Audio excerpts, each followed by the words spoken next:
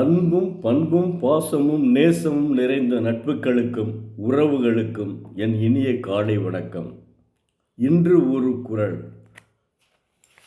அதிகாரம் 77, படைமாட்சி. குறள் எண் 761. உறுப்பு அமைந்த ஊறு அஞ்சா வெல்படை வேந்தன் வெறுக்கையுள் எல்லாம் தலை.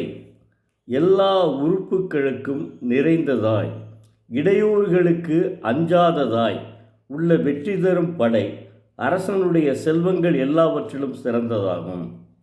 உதாரணமாக,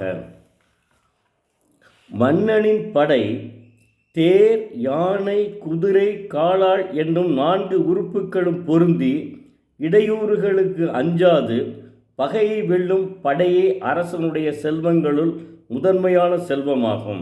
ஆனால் இத்தகைய உறுப்பு அமைந்து தோல்வி அடைந்து விட்டால் நாடு பகைவனுக்கு சென்றுவிடும். அப்படி சென்று விடாமல் வென்றுவிட வேண்டும் என்று தெய்வப்புலவர் திருவள்ளுவர் உணர்த்துகிறார்.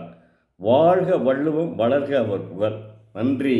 மீண்டும் நாளை பார்ப்போம்.